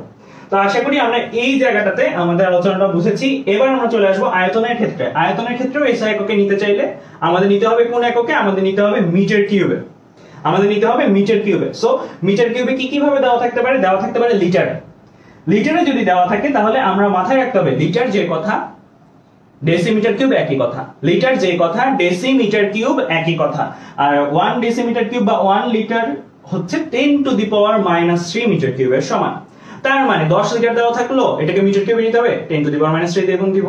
100 লিটার দেওয়া থাকলো, মিটার কিউবে নিতে হবে 10 টু দি পাওয়ার মাইনাস 3 দিয়ে গুণ দিব। এরপরে দেওয়া থাকতে পারে সিসি তে। সিসি ফুল মিনিং হচ্ছে কিউবিক সেন্টিমিটার বা centimetre cube. So 1 CC 1 centimetre কিউবের সমান, আর 1 সেন্টিমিটার কিউব আবার 1 মিলিলিটারের সমান। তো আমাদের 1 মিলিলিটার মানে কি 1/1000 লিটার বা 10 to the power minus 3 litre. একটু আগে আমরা দেখেছি 1 লিটারকে মিটার কিউবে কিভাবে নিতে হয়, 10 টু দি পাওয়ার মাইনাস 3 দিয়ে গুণ দিয়ে লিটারকে মিটার কিউবে নিতে হয়। তাহলে 10 টু দি পাওয়ার মাইনাস 3 লিটারকে মিটার কিউবে কিভাবে নিতে হয়, 10 টু দি পাওয়ার মাইনাস 3 লিটারকে আবার আমরা 10 টু দি পাওয়ার মাইনাস 3 দিয়ে গুণ দিব, তাহলে এটা চলে আসবে কি মিটার কিউবে। তো তোমরা অনেকে বলছো ব্লাড দেখা যাচ্ছে, সো ব্লাডটা ঠিক হয়ে যাবে, এটা নেটওয়ার্কের কারণে। নেটওয়ার্কটা দেখবা যে একটু পর পর ঠিক হয়ে যায়, একটু পরে দেখবা ব্লাডটা ঠিক হয়ে যাচ্ছে, তেমন কোনো সমস্যা হবে না। আর পিডিএফ গুলো থাকবে, তোমরা আমার কথাটা শুনতে থাকো। এই জায়গায় যে আলোচনাগুলো করতেছি অত সিগনিফিকেন্ট কিছু না, আগের পড়ানো আলোচনা। ইনফ্যাক্ট এই আলোচনাগুলো আমি যখন স্লাইডটা দিয়ে দিব, তোমরা এই বাটনে ক্লিক করলে আমাদের আগের রেকর্ডেড ভিডিওতে এই আলোচনাটা দেখতে পাবা। সো এটা একটু বেসিক আলোচনা দেখে আমি একটু রিভিউ করে নিচ্ছি, কিন্তু একটু পরে যে আলোচনাগুলো হবে এগুলো নতুন, এন্ড ওইগুলো কিন্তু এই আলোচনাগুলোর উপর ভিত্তি করেই হবে। সো আমাদের সিসিটাকে আমরা যদি 10 টু দি পাওয়ার মাইনাস 3 দিয়ে গুণ দিই, তাহলে এটা লিটারে চলে যায়। আর আবার 10 টু দি পাওয়ার মাইনাস 3 লিটারকে যদি মিটার কিউবে নিতে যায়, আরো একটা 10 টু দি পাওয়ার মাইনাস 3 দিয়ে গুণ দিতে হবে। আর 10 to the power minus 3 into 10 to the power minus 3 একবারে মনে রাখা যায় 10 to the power minus 6 metre cube. তার মানে 1 সিসি আসলে 10 to the power minus 6 metre কিউবের সমান, 1 millilitre 10 to the power minus 6 metre কিউবের সমান। তাহলে আমাকে যদি সিসি তে কোনো ভ্যালু দেওয়া থাকে 200 সিসি কত মিটার কিউব, আমি সোজা 200 into 10 to the power minus 6 করব, 200 into 10 to the power minus 6 করব, তাহলে এটা কিসে চলে আসবে, তাহলে এটা আমার চলে আসবে কি সরাসরি মিটার কিউবে। তাহলে আমরা এইভাবে কিন্তু আমাদের যে কাজগুলো সেটা করে ফেলতে পারবো। সো 200 সিসি কে আমি 200 into 10 to the power minus 6 দিয়ে গুণ দিলাম, এটা মিটার কিউবে চলে আসবে। আচ্ছা, এবার আমরা চলে আসি তাপমাত্রার জন্য যে সম্পর্কটা কেলভিনে নিতে হবে আমাদের, এসআই একক কেলভিন। সো সেই সম্পর্কটা তোমরা অনেকেই জানো, সেই সম্পর্কটা হচ্ছে কি C/5 = F-32/9 = K-273/5। এখানে আমি সি তে ডিগ্রি সেলসিয়াসের ভ্যালু বসিয়ে দিলে কে তে আমি কেলভিনে পেয়ে যাব, এফ এ ফারেনহাইটের ভ্যালু বসিয়ে দিলে আমি কে তে কেলভিনে পেয়ে যাব। তো এই পর্যন্ত আলোচনাগুলো তোমরা আশা করি সবাই ঠিকঠাক মতো বুঝতে পারছো। সো এরপরে আমরা চলে আসি আমাদের আরো দুইটা টার্ম, এসটিপি, এসএটিপি, এনটিপি। এই জিনিসগুলো প্রশ্নে উল্লেখ থাকে। এই জিনিসগুলো একটা শর্টকাট, মান দেয়া শর্টকাট। নরমালি বলে দিলেও পারতো যে তাপমাত্রা এত, চাপ এত, বাট সরাসরি এসটিপি বললেই তোমার বুঝে নিতে হবে তাপমাত্রা কত, চাপ কত। সো এগুলো কিন্তু একটু মুখস্থের ব্যাপার, এন্ড ম্যাথ করার ক্ষেত্রে এগুলো খুবই খুবই খুবই কাজে লাগবে, ঠিক আছে? সো এসটিপি ফুল মিনিং যদি বলি স্ট্যান্ডার্ড টেম্পারেচার এন্ড প্রেসার। এটার যদি বলে দেওয়া থাকে প্রশ্নে এসটিপি তে কত, এসটিপি তে কত, এসটিপি কথাটা উল্লেখ থাকা মানে মাথায় রাখবা দুইটা জিনিস দেওয়া আছে, টি আর পি এর ভ্যালু। টি এর ভ্যালু 273 কেলভিন, পি এর ভ্যালু 101325 প্যাসকেল। এসটিপি বলা আছে প্রশ্নে, তার মানে বুঝতে পারবে দুইটা ডাটা দেওয়া আছে, দুইটা চলকের মান দেওয়া আছে, টি চলকের মান আর পি চলকের মান। টি এর মান 273 কেলভিনে আর পি এর মান 101325 প্যাসকেলে। এসএটিপি এখানে এটাও স্ট্যান্ডার্ড, সাথে একটা এ এসেছে, এর অর্থ হচ্ছে অ্যাম্বিয়েন্ট। অ্যাম্বিয়েন্ট মানে বায়ুমণ্ডলীয়, মানে বায়ুর মানে চারপাশে যে রুমের তাপমাত্রা, ঘরের তাপমাত্রা, সেই জিনিসটা আর কি। আচ্ছা, এসএটিপি যদি দেওয়া থাকে তাহলে আমাদের বুঝতে হবে এই ক্ষেত্রে টি আর পি এর ভ্যালু দেওয়া আছে। এই ক্ষেত্রে টি এর ভ্যালু হচ্ছে রুম তাপমাত্রা, কক্ষ তাপমাত্রা, সেটা তোমরা জানো 25 ডিগ্রি সেলসিয়াস। এই 25 ডিগ্রি সেলসিয়াসকে ক্যালভিনে নিলে কত হয়, 273 যোগ দিবা, 25 যোগ 273 কত আসে, 298। সো আমি সাজেস্ট করব এসএটিপি দেখলেই তোমরা সরাসরি মনে রাখো এটা 298 কেলভিন। চাপ আগের মতোই 101325 প্যাসকেল। বাট এখন আমরা অনেক জায়গাতেই এটা দেখি যে আমাদের কারেন্ট ইউপ্যাক স্ট্যান্ডার্ড অনুসারে, এগুলো তো ইউপ্যাক কর্তৃক নির্ধারিত স্ট্যান্ডার্ড, এক একটা আদর্শ। কারেন্ট ইউপ্যাক স্ট্যান্ডার্ড অনুসারে 10 টু দি পাওয়ার 5, একটু আগে যেটা বলছিলাম 10 টু দি পাওয়ার 5 বলা থাকতে পারে, ইউজ করা যেতে পারে, ঠিক আছে? সো এক্ষেত্রে খুব ঝামেলা করার কথা না, 101325 ব্যবহার করলো বা 10 টু দি পাওয়ার 5 ব্যবহার করলো। বাট এটা আমি বলে রাখলাম এটার পার্থক্যটা আসলে কেন হচ্ছে। ওকে, এবার আমি আসি আরেকটা জায়গায়, এনটিপি। মাথায় রাখবা এনটিপি বললে কিন্তু আবার 10 টু দি পাওয়ার 5 ইউজ করো না। এনটিপি বললে তোমরা এই জিনিস দুইটাই ইউজ করো, টি হচ্ছে 298 আর পি হচ্ছে কত 101325, এই দুইটাই কিন্তু ইউজ করবা যদি এনটিপি বলা থাকে।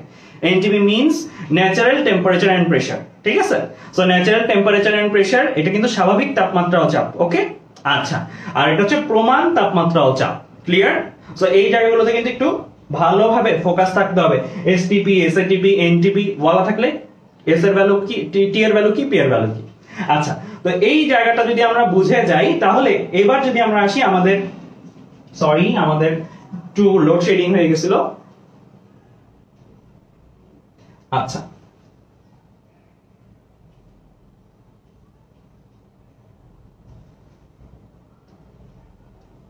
হ্যাঁ, তো আমরা যদি এই জায়গাটার মধ্যে দেখি যে আমাদের টি আর পি এর ভ্যালু যদি এরকম করে দেয়া থাকে তাহলে আমরা কিন্তু এই জায়গাগুলো দিয়ে ম্যাথ সলভ করতে পারবো। এবার আমরা চলে আসি আমাদের এরপরে, এই জায়গাটা খুবই গুরুত্বপূর্ণ। এই জায়গাটা আমি একটু শর্টকাটে তোমাদেরকে বোঝানোর জন্য এইভাবে লিখেছি। এই জায়গাটা একটু ভালো করে খেয়াল করো, এখানে যে আলোচনাটা আছে এটা একটু তোমরা ভালো করে খেয়াল করো। আমরা বলেছি এই চ্যাপ্টারের প্রথম অংশ, এই চ্যাপ্টারের 3টা মেজর পোরশন আছে শর্ট সিলেবাসে দেয়া। আদর্শ গ্যাস সূত্র সমীকরণ, এরপর জলীয় বাষ্প আর বাষ্প চাপ, জলীয় বাষ্প আর বায়ুর চাপ, আর এরপর হচ্ছে শিশিরাঙ্ক। 3টা জিনিসই কিন্তু আছে। সো প্রথম জিনিসটাই আমরা কভার করে ফেলতেছি এই কয়েকটা জায়গার, এই 2-3টা স্লাইডের মধ্যে, এন্ড দেন ম্যাথ সলভ করতে থাকবো আমরা। সো এখানে পি ভি টি এ, এই জায়গাটা যদি ভালো করে বুঝো, চাপমাত্রা, আয়তন, চাপ, আয়তন, তাপমাত্রা, মোল পরিমাণ। প্রথমে তো দেখো কি কি হচ্ছে। বয়েলের সূত্রের বেলায় টি আর এন ধ্রুবক, সম্পর্ক হচ্ছে ভি আর পি এর মধ্যে। চার্লসের সূত্রের মধ্যে এই জায়গাগুলো থেকে কে কে ধ্রুবক, চার্লসের সূত্রের জন্য এটা হচ্ছে পি আর এন ধ্রুবক, ভি আর টি এর মধ্যে সম্পর্ক। গেলুসেকের সূত্রের মধ্যে ভি আর এন ধ্রুবক, পি আর টি এর মধ্যে সম্পর্ক। আর অ্যাভোগাড্রোর সূত্রের মধ্যে পি আর টি ধ্রুবক, ভি আর এন এর মধ্যে সম্পর্ক। 4টা সূত্র কিন্তু আছে এখানে। 4টা সূত্রের প্রত্যেকটার মধ্যে যে কোনো 2টা চলক, এই 4টা চলকের মধ্যে যে কোনো 2টা চলক ধ্রুবক থাকে, অপর 2টার মধ্যে সম্পর্ক থাকে, তাই না? তাই কিন্তু দেখা যাচ্ছে খালি একমাত্র বলতে পারি বয়েলের সূত্রটাই ব্যস্তানুপাতিক সম্পর্কে সম্পর্কিত, একটা বাড়ালে আরেকটা কমে। আমি যদি বয়েলের সূত্র অনুসারে বলি, যদি তাপমাত্রা আর গ্যাসের মোল পরিমাণ ধ্রুবক রাখি, আমি যদি চাপ বাড়াই আয়তন কমবে, চাপ কমাইলে আয়তন বাড়বে। আমি একটু পরে ফিগার দিয়েও বুঝাবো, এগুলো ডিটেইলসে আলোচনা করা ছিল আমার সেই পুরনো ক্লাসগুলোতে। সো আমি তাও এগুলো একটু টেনে টেনে দেখাই দিব, বাট এই জায়গাতে আমি একদম সামারিটা নিয়ে আসছি আমাদের সবগুলো আলোচনা। চার্লসের সূত্রের জন্য পি আর এন ধ্রুবক, পি চাপ, এন হচ্ছে গ্যাসের মোল পরিমাণ। এক্ষেত্রে ভি আর টি এর মধ্যে সম্পর্কটা কি? সমানুপাতিক, একটা বাড়াইলে আরেকটা বাড়ে, তাপমাত্রা বাড়াইলে গ্যাসের আয়তন বাড়বে। গেলুসেকের সূত্রের জন্য ভি আর এন ধ্রুবক, সম্পর্ক কার মধ্যে? পি আর টি এর মধ্যে, একটা বাড়ালে আরেকটা বাড়বে, তাপমাত্রা বাড়াইলে চাপ বাড়বে যদি এই দুটো ধ্রুবক থাকে। অ্যাভোগাড্রোর জন্য পি আর টি ধ্রুবক, স্থির তাপমাত্রা ও চাপে, মোল পরিমাণ বাড়ালে আয়তন বাড়বে, মোল পরিমাণ কমালে আয়তন কমবে। একটু পরে আমরা ঘটনার মাধ্যমে দেখবো, তাহলে জিনিসগুলো মনে রাখতে আরো ইজিয়ার হবে, বাট এটাই হচ্ছে সামারি। এখন এইগুলো থেকে সূত্র ডিরাইভ করার গেলায় মাথায় রাখবো, আমি এভাবে মনে রাখতাম ছোটবেলায়, চলক 2টার মধ্যে যদি ব্যস্তানুপাতিক সম্পর্ক থাকে তাহলে জিনিসটা হয় এরকম, গুণাকারে পিভি পিবি, একটা আদি বাম পাশে, ডান পাশে শেষ। পিআই ভিআই লিখছি, ডান পাশে কি লিখছি? পিএফ ভিএফ লিখছি। ব্যস্তানুপাতিক সম্পর্ক হলে আমি এভাবে মনে রাখতাম গুণ সম্পর্ক, এভাবে মনে রাখতাম গুণ আকারে আছে। সমানুপাতিক সম্পর্ক হলে আমি মনে রাখতাম কি? ভাগ আকারে আছে। সমান সমানের এক পাশে আগের জিনিসগুলো গুণ, সমান সমানের ওই পাশে পরের জিনিসগুলো গুণ। তাহলে এখানে কি বোঝা যাচ্ছে? ব্যস্তানুপাতিক সম্পর্ক তার মানে গুণ আকারে আছে। আচ্ছা, সরি,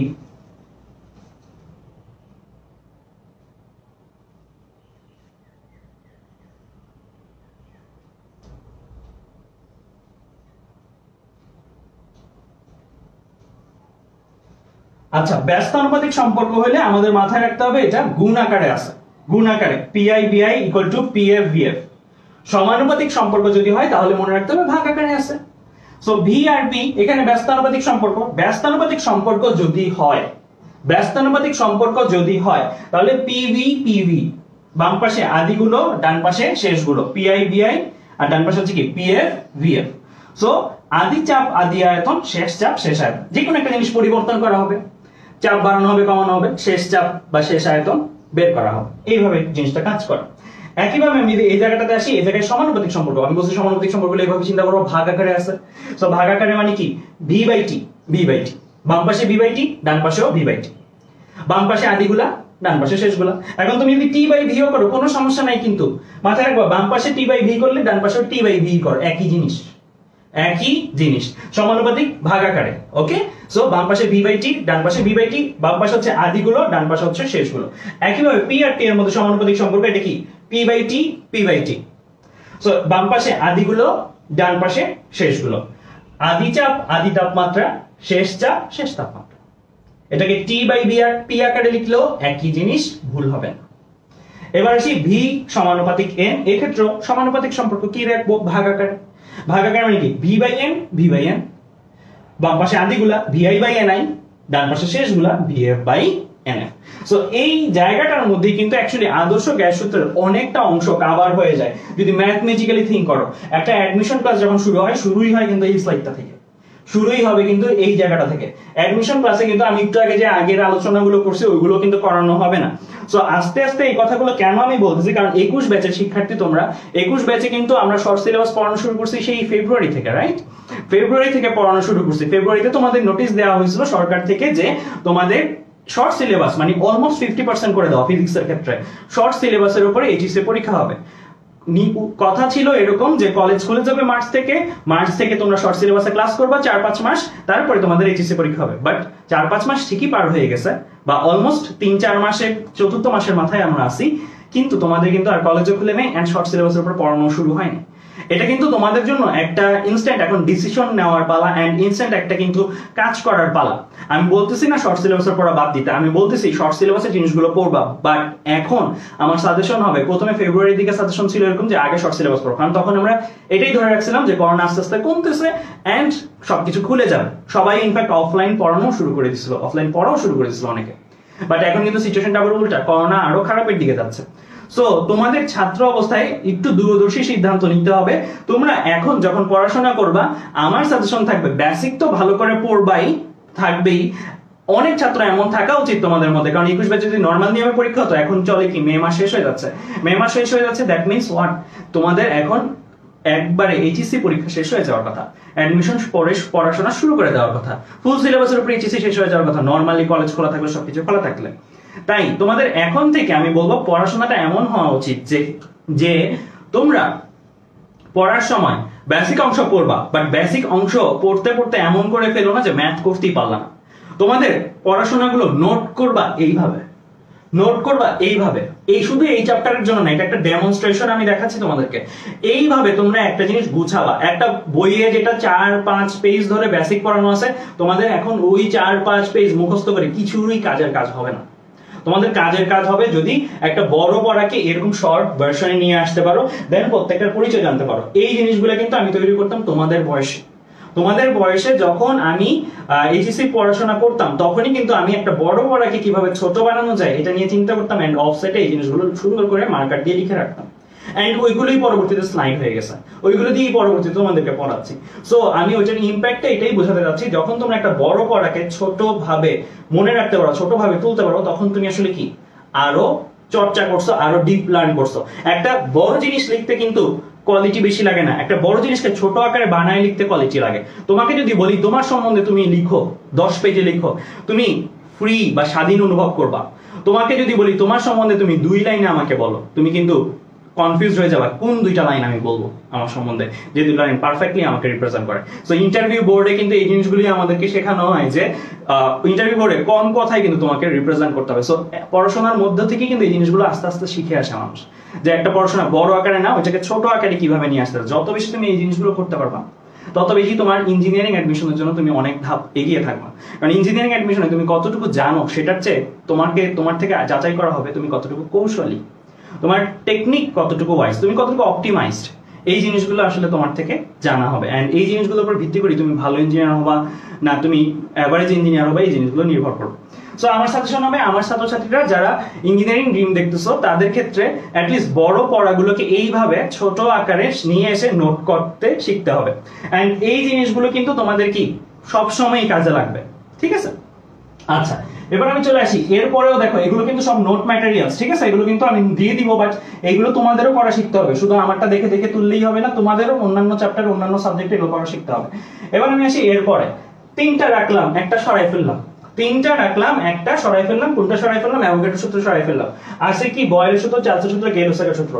এই 3টা মিলিতভাবে যে কোনো 2টা নিয়ে কাজ করো, বয়েল চার্লস অথবা চার্লস গেলুসাক অথবা বয়েল গেলুসাক, যে কোনো 2টা কম্বিনেশন করে তুমি যদি সূত্র বানাও তাহলে এই সূত্রটাই আসবে। কিভাবে এই সূত্রগুলো আসে, কিভাবে এই সূত্রগুলো হয়, এই জিনিসগুলো কিন্তু আমি আমার বেসিকের আলোচনায় পড়াইছি। তো তোমাদের কিন্তু এই জিনিসগুলো মাথায় রাখতে হবে। খুবই সিম্পল, আমি একটু মুখে মুখে বলে দিই। এটা থেকে আমরা কি দেখছি, ভি ব্যস্তানুপাতিক পি। এটা থেকে কি দেখছি, ভি সমানুপাতিক টি।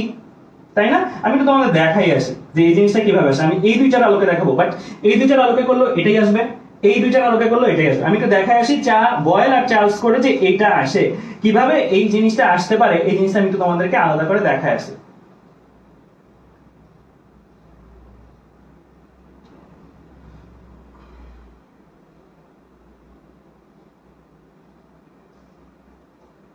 আচ্ছা, আমি এই জিনিসটা এই জায়গা থেকে দেখাই আসি।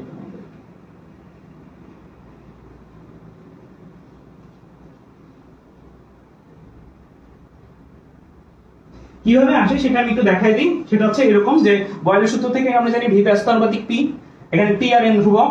চার্লসের সূত্র থেকে আমরা জানি ভি সমানুপাতিক টি। দুইটাতেই ভি এক পাশে আছে, ভি একবার 1/p এর সমানুপাতিক, মানে পি এর ব্যস্তানুপাতিক, আর একবার টি এর সমানুপাতিক। সো আমরা যদি এইরকম হয় একই রাশি দুইটা আলাদা রাশির সমানুপাতিক হয়, তাহলে আমরা এইভাবে লিখতে পারি, আমাদের এটা সমানুপাতিক একটা ধর্ম, ভি সমানুপাতিক এইটা গুণন এটা। ভি যদি ওর সমানুপাতিক হয়, ভি যদি আবার ওর সমানুপাতিক হয়, তার মানে ভি ওদের গুণফলের সমানুপাতিক। ঠিক আছে? এইভাবে সমানুপাতিক একটা ধর্ম আছে, এই ধর্ম অনুসারে তোমরা দুইটাকে কম্বাইন করে ফেললা, এই দুটাকে কম্বাইন করে এটা বানাই ফেললা। এরপর সমানুপাতিক থেকে তুমি সমান সমানে যেতে চাও, সমান সমানে যেতে চাইলে তোমার কি একটা ধ্রুবক লাগবে, রাইট? একটা ধ্রুবক লাগবে। এখন আমাদের এখানে ধ্রুবক তো আলাদা করে বের করে মনে রাখা বা মুখস্থ রাখার দরকার নেই, সব জায়গায় আলাদা আলাদা করে ধ্রুবক রেখে। সো আমরা এটাকে একবারে ভাগ আকারে বা অনুপাত আকারেই চিন্তা করি। আরেকটা জিনিস বলে রাখি, এই সূত্রটাতে কোন চলকটা মিসিং, ভি টি পি, কোন চলকটা মিসিং, এন চলকটা মিসিং। তার মানে এন কে চেঞ্জ করা যাবে না, তার মানে এন কে চেঞ্জ করা যাবে না। যেই চলকগুলো এক্সিস্ট করবে স্ক্রিনে সেগুলোকে তুমি চেঞ্জ করতে পারো। আচ্ছা, তো তোমাদের মধ্যে কমেন্টে আমি দেখতেছি এনটিপিটা একটু ক্লিয়ার করে দেন।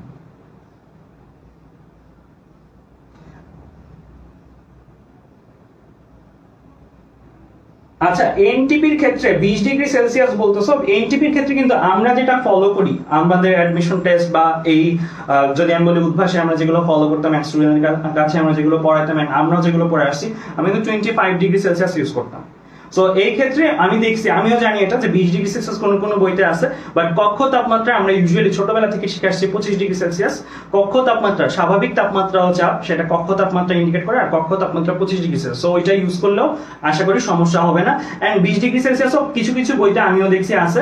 সো এইটা যদি তুমি 20 ডিগ্রি সেলসিয়াস ইউজ করো, তাহলে একটু মেনশন করে দিবা যে 20 ডিগ্রি সেলসিয়াস ইউজ করছো, ঠিক আছে? পরীক্ষায় ধরে আসলো, তাহলে n ইকুয়াল টু তাহলে টি ইকুয়াল টু এনটিপি তে 20 ডিগ্রি সেলসিয়াস একটু মেনশন করে দিও। এগুলোর জন্য খুব আহামরি সমস্যা করবে না। যদি তোমার একাধিক বইতে থাকে বিভিন্ন রকম, তাহলে বিভিন্নটাই ইউজ করা যায়, ঠিক আছে? আমিও তো বলছি যে একটু আগে যে পি এর ভ্যালু 101.325 আবার 10⁵ দুইটাই ইউজ করা যায়, বাট ভালো হচ্ছে 101.325 ইউজ করা, একটু একুরেট বেশি, ঠিক আছে? আচ্ছা, এবার আমি চলে আসি এই জায়গাটাতে যে আমাদের এইখানে যদি আমরা একত্র করি, একত্র করলে আমরা ভি পাচ্ছি, টি পাচ্ছি, পি পাচ্ছি, এন পাচ্ছি না, তার মানে এন ধ্রুবক। ভি পি টি পি পাচ্ছি, দ্যাট মিন্স এগুলোকে আমি বসিয়ে বসিয়ে মানের পরিবর্তন করতে পারবো। আচ্ছা, এবার আমরা চলে আসি এই সূত্রটা থেকে, যখন আমরা সমানুপাতিক সম্পর্ক অনুপাত আকারে লিখবো, অনুপাত আকারে লিখলে কি হতো, ভি সমান সমান কে টি বাই পি, কে একটা ধ্রুবক আসতো, তাহলে P V by T equal to K আসতো। কে এর মান তো ধ্রুবক, তাই পি ভি বাই টি যে কোনো সময় পিভি বাই টি ধ্রুবক, যে কোনো সময় পিভি বাই টি এর মধ্যে আদি পিভি বাই টি শেষ পিভি বাই টি, আদি পিভি বাই টি যে মান দিবে এটা ধ্রুবক, শেষ পিভি বাই টি যে মান দিবে ওই একই ধ্রুবকই দিবে। সো আমরা এই সূত্রটাকে তাই এভাবে লিখতে পারি। সো আমি জাস্ট মোটামুটি দেখালাম সমানুপাতিক সম্পর্ক থেকে কিভাবে সূত্র দাঁড় করাবো, সমানুপাতিক সম্পর্ক থেকে কিভাবে সূত্র দাঁড় করাবা, এই প্রসেসটা আমি দেখালাম। এখন থেকে যে কোনো সমানুপাতিক সম্পর্ক থেকে তোমরা সূত্র দাঁড় করাতে পারবে না, সূত্র দাঁড় করাতে পারবা। তোমাদেরকে যদি আমি ফর এক্সাম্পল যদি বলি, এরকম একটা সম্পর্ক দেওয়া আছে, সাপোজ ধরো a সমানুপাতিক b, আবার ধরো দেওয়া আছে a সমানুপাতিক c। এটা থেকে তোমাদেরকে যদি বলতাম এরকম একটা সূত্র দাঁড় করো, তোমরা একটু চিন্তা করে দেখো সূত্রটা কি হবে। a সমানুপাতিক b, a সমানুপাতিক c, এখান থেকে তোমাকে বললাম এরকম একটা অনুপাত ভিত্তিক সূত্র দাঁড় করাতে, সেটা তুমি দাঁড় করাও। তোমরা একটু আমাকে কমেন্টে জানাও যে এই সূত্রটা অ্যাকচুয়ালি কি হওয়া উচিত। তো আমি কমেন্টগুলো পরে ক্লাস শেষে পড়ে দেখবো এন্ড ওইটার কমেন্টে আমি রিপ্লাই করব। আচ্ছা, তো আমরা এবার চলে আসি আমাদের মেইন আলোচনাটাতে। আমরা এই জায়গাটা জাস্ট একটা জিনিস আলাদা করে একটু দেখালাম, আমাদের যেই ছোট করে লেখা নোটটা ছিল সেই জায়গাটাতে আমাদের আলোচনাটা চলে আসে। ওকে, তো আমরা এই জায়গাটাতে ছিলাম, আমরা বলেছি যে বয়েল আর চার্লস দিয়ে আমি মাত্র দেখালাম যে এই সূত্রটা আসা সম্ভব, P V by T equal to P V by T, বাম পাশে আদি, ডান পাশে শেষ। সো আদি চাপ আদি আয়তন ডিভাইড বাই আদি তাপমাত্রা, যেই মান আসবে যদি n ধ্রুবক রেখে আমি যে কোনো একটা পরিবর্তন করি, তাহলে শেষ চাপ শেষ তাপমাত্রা, শেষ চাপ শেষ আয়তন ডিভাইড বাই শেষ তাপমাত্রার মান একই আসবে। সো আমরা এই বয়েল আর চার্লস দিয়ে এটা আনতে পারি, আবার বয়েল আর গেলুসেক দিয়ে এটা আনতে পারি। তোমরা চিন্তা করে দেখো, এটাই হবে। এন্ড চার্লস আর গেলুসেক দিয়েও এটাই আসবে, ঠিক আছে? সো যে কোনো দুইটা নিয়ে কম্বিনেশন করে আমরা এটা আনতে পারি। আচ্ছা, এবার আমরা চলে আসি আমাদের এরপরে। এইবার চারটাকে মিলাবো, এইবার চারটা সূত্রকে মিলাবো। চারটা সূত্রকে যদি আমি মিলাই, তোমরা একটু কমেন্টে জানাও, চারটা সূত্রকে যদি আমি মিলাই তাহলে কি আসা উচিত? চারটা সূত্রকে আমি মিলাবো, v সমানুপাতিক 1/p t, v সমানুপাতিক t, আবার p সমানুপাতিক t and v সমানুপাতিক n। এইটা আর এই দুইটা একই পারপাস ফিল করে, মানে আমি বলেছি এই দুইটা মিলেও যেটা আসে, এই দুইটা মিলেও সেটাই আসে, এই দুইটা মিলেও সেটাই আসে। সো এটাকে আমরা বারবার না নিয়ে আমরা শুধু v সহগুলো নিতে পারি, একই জিনিস। কারণ এইটা ওদের এই দুইটাকে লিখলে এটার ক্রিয়াটা এই দুইটার মধ্যেই চলে আসে। তাই আমরা যদি তিনটা নিয়ে চিন্তা করি, এইটা গেলুসেক, চার্লস আর অ্যাভোগাড্রো, এই তিনটা নিয়ে চিন্তা করি, একটা দুইটা তিনটা, এই তিনটা নিয়ে যদি চিন্তা করি, v সমানুপাতিক 1/p, v সমানুপাতিক t, v সমানুপাতিক n, কি লেখা যায়? একবারে গুণ আকারে লেখা যাবে অনুপাতের সূত্র অনুসারে, অনুপাতের ধর্ম অনুসারে। তাহলে লিখতে পারতাম আমি এরকম যে v সমানুপাতিক, তাহলে লিখতে পারতাম আমি এরকম যে v সমানুপাতিক 1/p into t into n, এই জিনিসটা লিখতে পারতাম না? এই জিনিসটা লিখতে পারতাম। সো একবারে যদি আমি লিখি, একবারে লিখলে আমি এটা লিখতে পারবো nt/p, রাইট? এটা তো এটা থেকে তুমি যদি চিন্তা করো, সমানুপাতিকের জায়গায় একটা ধ্রুবক নিয়ে আসবা, সমানুপাতিকের জায়গায় যদি একটা ধ্রুবক নিয়ে আসো তাহলে এটা ইকুয়াল টু কি? একটা ধ্রুবক হতো। এই ধ্রুবকটাকে আমরা একটু স্পেশালি নামকরণ করি, এই ধ্রুবকটাই আমরা মনে রাখি, কারণ প্রত্যেক সূত্রের বেলায় আলাদা আলাদা করে মনে না রেখে শেষটার বেলায় মনে রাখি। এটা গুরুত্বটা কেন এত বেশি? কারণ এই সূত্রটা তোমাকে ফ্রিডম দেয়, v আছে, n আছে, t আছে, p আছে, এই সূত্রটা তোমাকে ফ্রিডম দেয় চারটার চারটাই পরিবর্তন করতে, যে কোনো একটা পরিবর্তন করতে। কিন্তু আগের গুলোতে কিন্তু এক একটা ধ্রুবক রাখতে হতো। সো এর জন্য এইটার ধ্রুবকটাই আমরা আলাদা করে সিগনিফিকেন্স দেই, এটাকে আমরা আলাদা করে মনে রাখি। তো আলাদা করে মনে রাখি, এটাকে আমরা r দিয়ে প্রকাশ করি, এটাকে আমরা r দিয়ে প্রকাশ করি। এটা কি আমার মোলার গ্যাস ধ্রুবক নামে পরিচিত। ঠিক তোমরা কুলম্বের সূত্র পড়ছো, মনে রাখছো না? 9.11 × 10⁻⁴ এরকম করে মনে রাখছো। এন্ড তোমরা মহাকর্ষ গ্যাস ধ্রুবকের সূত্র, মহাকর্ষ ধ্রুবকের সূত্র পড়ছো। সো এরকমই একটা ধ্রুবক হচ্ছে r, যেটাকে আমাদের মনে রাখতে হবে। তো মনে রাখতে হলে আমরা যদি p টাকে এপাশে পাঠিয়ে দিই, এপাশে পাঠিয়ে দিলি এটাই সেই আমাদের পরিচিত ফর্মুলা দিবে। এই পরিচিত ফর্মুলাটা কি? পরিচিত ফর্মুলাটা হচ্ছে আমাদের pv = nRT। এটা আমাদের পরিচিত ফর্মুলা দিবে। পরিচিত ফর্মুলাটা কি? pv = nRT। একটু আগে কি লেখা ছিল স্ক্রিনে?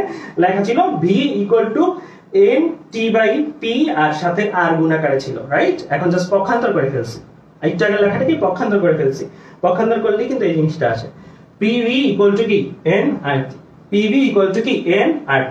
এটাকেও চাইলে তোমরা এভাবে লিখতে পারতা, এটাকেও চাইলে তোমরা এভাবে লিখতে পারতা,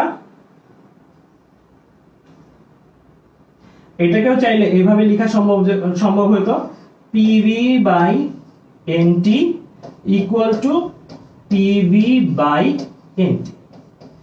বাম পাশে বসাইতে আদিগুলো, বাম পাশে তোমরা বসাইতে আদিগুলো, দ্যাট মিন্স বাম পাশে হচ্ছে pi, vi, ni, ti, ডান পাশে বসাইতে শেষগুলো pf, vf, nf, t। So এটাকে এইভাবেও লেখা যায় তো, বাট এইভাবে কেন আমরা করি না? আমরা বোকা বলবো না যদি কেউ pf, vf, nf, tf এখান থেকে ধর সাপোজ এই চারটা দেওয়া আছে, এটা এটা এটা দেওয়া আছে আর vi বের করতে বলছে, আমরা বোকা বলবো না কেউ যদি এই জিনিসগুলো আলাদা আলাদা করে নিয়ে বারবার হিসাব করে, কারণ এই জিনিসগুলোর মান তো ফিক্স। এই মানটাই কি? এই মানটাই তোমার r, এই মানটাই কি? r। তাই এই আদর্শ গ্যাসের বেলায় আর এই জিনিসটা আমরা বারবার করি না, কারণ এই জিনিসগুলো করে যেই মানটা আসবে সেই মানটা আমরা জানি অলরেডি, সেই মানটা আমরা জানি অলরেডি। একটু পরে দেখতেছি সেই মানটা অ্যাকচুয়ালি কি। তাহলে আশা করি তোমরা এই পর্যন্ত যে আলোচনাগুলো আমি করলাম সেই আলোচনাগুলো বুঝছো। আমি বেসিক গুলো একটু দেখাই দিব আজকের ক্লাসে। আজকের ক্লাসটা মেইনলি বেসিক ধর্মী ক্লাস হবে, বাট ম্যাথমেটিক্যাল প্রবলেম কিন্তু আমরা অনেক করব। আজকেও ম্যাথমেটিক্যাল প্রবলেম একটু করব। আর মৃদু আমাকে জানাও যে ক্লাসের টাইম আর কতক্ষণ বাকি, কয়টা বাজে। আমাকে 6:15 একটা ওয়ার্নিং দিও। 23 বাজে। ওকে 23 বাজে। 6:23। আচ্ছা 6:23 বেজে গেছে, তাহলে আমরা আর কিছু অংশ দেখে আজকে বেসিক টুকুই আলোচনা করবো, বাট আজকে ক্লাসে শেষে আমি পিডিএফটা দিয়ে দিব ম্যাথের। আমার আজকে ক্লাসে ম্যাথ অনেক করানোর ইচ্ছা ছিল, বাট আমাদের সময়ও সামনে চলে আসতেছে। তো আমি আজকে ক্লাসে জাস্ট আর এর ভ্যালুগুলো নিয়ে আলোচনা করব। এরপরে আমরা আমাদের যে ম্যাথের পিডিএফ, সেই পিডিএফ গুলো দেবো, নেক্সট ক্লাসে আমরা ম্যাথ আলোচনা করবো ডিটেলস। আচ্ছা, এবার আমরা চলে আসি আমাদের আর এর ভ্যালু বের করতে চাই। আর এর ভ্যালু বের করতে চাই। আর এর ভ্যালু আমরা কিভাবে বের করি?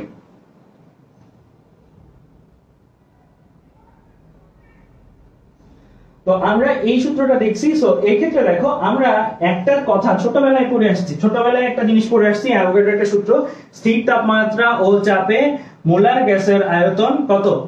22.4 লিটার। প্রমাণ তাপমাত্রা ও চাপে মোলার গ্যাসের আয়তন, প্রমাণ স্থির তাপমাত্রা চাপে না, প্রমাণ তাপমাত্রা ও চাপে মোলার গ্যাসের আয়তন 22.4 লিটার। এই কথাটার মধ্যে অনেক কিছু লুকানো। প্রমাণ তাপমাত্রা ও চাপ একটু আগে আমি দেখাইছি আজকের ক্লাসের শুরুর দিকে। প্রমাণ তাপমাত্রা ও চাপ দ্যাট মিন্স তোমার মাথায় রাখতে হবে টি আর পি তোমার কাছে দেওয়া, টি আর পি তোমার কাছে দেয়া। সো টি আর পি এর ভ্যালু কত? 101325 আর টি এর ভ্যালু কত? 273। তাহলে অ্যাভোগাড্রোর প্রথম কথাটা প্রমাণ তাপমাত্রা ও চাপে, এখান থেকে আমরা এই দুইটা ভ্যালু পেয়ে গেছি। মোলার গ্যাসের আয়তন, মোলার মানে কি? 1 মোল। মোলার মানে কি? 1 মোল, যে কোনো 1 মোল গ্যাসের আয়তন। সো মোলার গ্যাস মানে 1 মোল, মানে এন এর ভ্যালু দেওয়া আছে 22.4 লিটার, দ্যাট মিন্স ভি এর ভ্যালু দেওয়া আছে। দ্যাট মিন্স ওই অ্যাভোগাড্রোর ওই কথাটাকে যদি 9 10 এ পড়ে আসা অ্যাভোগাড্রোর ওই কথাটাকে যদি আমরা সামারি করি, সামারি করলে এই একটা জিনিস দাঁড়ায়, পি যদি 101325, টি যদি 273 কেলভিনে, এন যদি 1 মোল হয়, তাহলে ভি এর মান 22.4 লিটারই হবে। তাহলে ভি এর মান 22.4 লিটারই হবে। এটাই হচ্ছে অ্যাভোগাড্রোর সেই কথাটা।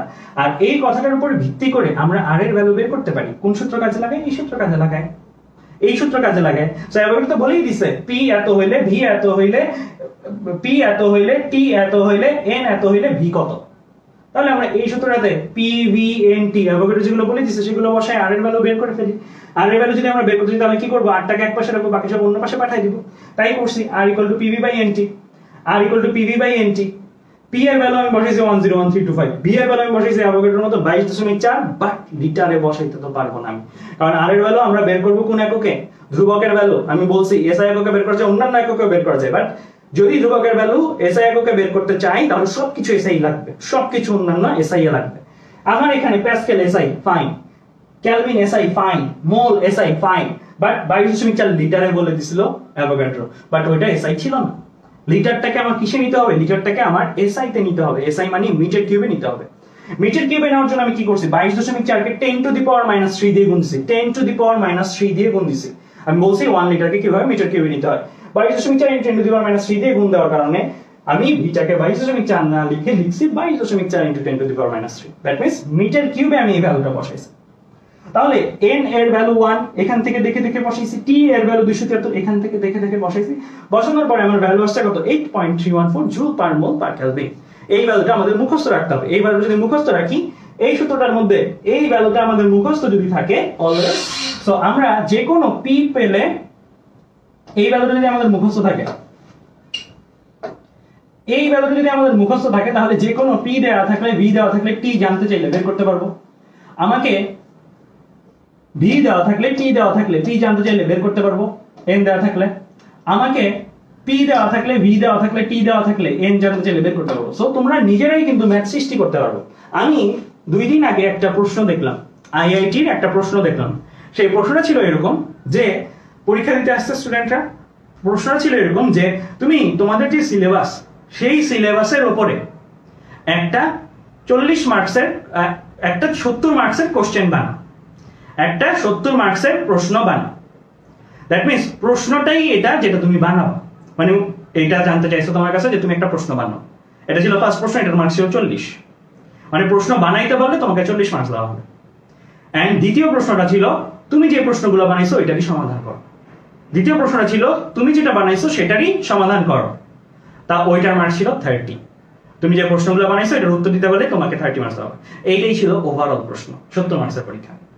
এটাই ছিল ওভারঅল প্রশ্ন। সো এই জায়গা থেকে আমরা যেটা বুঝতে পারলাম সেটা হচ্ছে যে, আমরা যদি নিজেরা প্রশ্ন ক্রিয়েট করার ক্যাপাসিটি রাখি, তাহলে আসলে আমরা উত্তর দেওয়ারও ক্যাপাসিটি রাখবো। আমরা যদি একটা সূত্র দেখে বুঝি, আচ্ছা এই সূত্রতে কয়টা টাইপের প্রশ্ন হতে পারে, মাথায় রাখবা, আমি এভাবে মনে রাখতাম এই সূত্র থেকে বেসিক 1 স্টেপ মেথড 4টা টাইপের প্রশ্ন হতে পারে। কেন? কারণ এই সূত্র চলক আছে 4টা, 1টা 2টা 3টা 4টা প্রশ্ন হতে পারে। পি ভি এন দিয়ে টি জানতে যেতে পারে, পি ভি টি দিয়ে এন জানতে যেতে পারে, পি এন টি দিয়ে ভি জানতে যেতে পারে, ভি এন টি দিয়ে পি জানতে যাবে। 4টা টাইপের প্রশ্ন এক স্টেপের ম্যাথে হইতে পারে। দ্বিতীয় স্টেপের ম্যাথ কেমনে হইতে পারে? আচ্ছা তাহলে কি হলো যে ধরো সাপোজ আমাকে পি ভি এন টি জানতে চাই নাই সরাসরি, বাট এমন একটা প্যাচ লাগাই দিল যে এই টিটা আরেকটা ম্যাথে কাজে লাগে, এই টিটা আরেকটা ম্যাথে কাজে লাগে, এরকম হইতেই পারে। সো তোমরা অনেক টি রিলেটেড সূত্র শিখছো না জীবনে, জীবনে টি রিলেটেড যত সূত্র শিখছো ওই টিটা বলতে পারে যে এত চাপ, এত আয়তন, এত মোল পরিমাণ গ্যাসের তাপমাত্রাটি কাজে লাগিয়ে অমুক জিনিস করা হলো, বা অমুক ঠান্ডা বস্তুর গায়ে লাগানো হলো, মিশ্রিত বস্তুর তাপমাত্রা নির্ণয় করো, মিশ্রিত অনুর তাপমাত্রা নির্ণয় করো, এই জিনিসগুলো তোমার কাছে জানতে যেতে পারে। সো এইভাবে হতে পারে 2 স্টেপের ম্যাথ। সো তোমরা যদি এই সূত্রগুলো নিয়ে লিখে দেন নিজেরা চিন্তা করতে পারো, তাহলে সত্যি কথা তোমাদের চিন্তা করার ক্যাপাসিটি বাড়বে। এন্ড চিন্তা করার ক্যাপাসিটি যত বেশি বাড়বে, তুমি একটা আননোন কোশ্চেন পাওয়ার পরও তুমি ওই কোশ্চেনটার উপর খুব ভালোভাবে অ্যাপ্রোচ নিতে পারবা। তুমি চিন্তা করছো, তোমার মাথার ব্রেইন গুলো খোলা আছে, তোমার ওই চিন্তাটা অলরেডি করা আছে আগে থেকে। সো তখন তুমি যে প্রশ্ন তখন পাবো, তখন তুমি কনফিডেন্ট ফিল করবে এন্ড কমফোর্ট ফিল করবে একটা ম্যাথ করতে। সো আমার আজকে এই কথাটার মাধ্যমে এই ক্লাসটা শেষ হচ্ছে। আজকের ক্লাসে আমি বেশি কিছু পড়াইতে পারিনি, আজকের ক্লাসে আমি জাস্ট পুরোনো পড়ানোগুলো আলোচনা করছি, বাট পরের ক্লাসে কিন্তু আমরা হেভি ম্যাথ করব, এই সেম টপিকের উপরে হেভি ম্যাথ করব যা যা পড়াইছি আজকে। এন্ড যারা বয়েলের সূত্র ভাইয়া বুঝাইলেন না, চার্লসের সূত্র বুঝাইলেন না, গেরুসের সূত্র বুঝাইলেন না, এগুলো রিলেটেড ডিটেইলস ভিডিও আছে, আমি পুরো স্লাইডটা দিয়ে দিব এখানে, এক্সপ্লেইন মি বাটনটা, এই বাটনটা যদি ক্লিক করো, ক্লিক করলেই তোমাকে ভিডিওতে নিয়ে যাওয়া হবে ইউটিউবে, ক্লিক করলেই তোমাকে ইউটিউবের ভিডিওতে নিয়ে যাওয়া হবে। ওই ভিডিওটার মধ্যে তোমরা ডিটেইলস ব্যাখ্যা পাবো, বয়েলের সূত্র, চার্লসের সূত্র, গেরুসের সূত্র, ভিজুয়ালাইজও করতে পারবা। সো আমি এখন এই কথাটাই বলতে চাই, এখন তোমাদের ক্লাসগুলো একটু অ্যাপ্লিকেশন মূলক হওয়া উচিত বেসিকের চেয়ে। বেসিক তো পড়ছো এন্ড অনেকটুকু টাইমে পার হয়েছে, এখন একটু অ্যাপ্লিকেশন মূলক জিনিসপত্র পড়া উচিত। আমি পড়বো কি আমার আসবে কি, আমি পড়বো কি আমার আসবে কি, কারণ এখন সময়টা শর্ট। এখন তুমি জানার জন্য তো পড়ি আমরা অলওয়েজ, বাট এখন তোমার পড়াটা একটু ফোকাসড হওয়া উচিত। আমি এই জিনিসটা পড়ে এই জায়গায় এই জিনিসটা করবো, এই জিনিসটা পড়ে এই জায়গায় এই মার্কসটা পাবো, এই জায়গায় এই জিনিসটা পড়লে আমার এই জিনিসটা হবে, একটু এভাবে গোছানো উচিত। কারণ এখন তোমরা ধরে নিতে হবে মানসিকভাবে যে তোমরা এখন অ্যাডমিশন পরীক্ষার্থী, তাহলে তোমরা ওই স্পিডটা পাবা, এন্ড ওই স্পিডে আমি চাই আমাদের সকল স্টুডেন্টরা আগে। তো আজকে এই বলেই শেষ করতেছি, ধন্যবাদ সবাইকে।